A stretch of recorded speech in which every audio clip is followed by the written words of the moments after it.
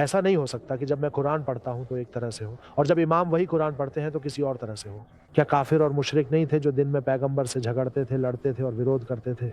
रात को वे पैगंबर के घर के दरवाजे के पीछे चुपके से जाकर छुप जाते थे और सुनते थे। उन्होंने कहा, जनाब ये नहीं हो सकता, इसकी बातों में जादू है। वे इसे जादू के तौर पर इस्तेमाल करते थे।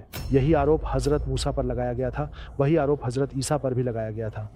उन्होंने ये नहीं कहा कि वे सही थे, उन्होंने कहा कि भोर हो गई है। तो अगर इमाम इस कुरान को पढ़ते हैं तो कुरान का चमत्कार इमाम की वाणी और बयान में प्रकट होता है। मैं चाहता हूँ कि कुरान को इमाम से अलग कर दूँ, फिर मैं खुद चमत्कार दिखाने जाऊँ, जैसे कि मैं मूसा की लाठी ले लूँ। मैं स्वयं जाकर ये काम करना चाहता हूँ। कुरान के सभी दावे उसके असली मालिक के अधीन हैं। सलाम हो आप पर, ए कुरान के मालिक। यह अपने दूसरे गुरुत्वाकर्षण के बगल में है। इसीलिए अमीरुल मोमिनीन ने फरमाया, यह अल्लाह की किताब है अल्लाह का मूक, चुप कलाम, और मैं अल्लाह की किताब और उसका बोलता हुआ कलाम हूँ। या एक और जगह फरमाया, उससे बोलवाओ, लेकिन वह जवाब नहीं देगा। अगर तुम सच कहते हो तो इसे बोलने के लिए ले आओ, ये तो बोलता ही नहीं है। लेकिन मैं हूँ जो तुम्हें वह सब कुछ बता सकता हूँ जो तुम देखते हो। इसलिए कुरान का नूर होना खुदा की हुज्जत के साथ है।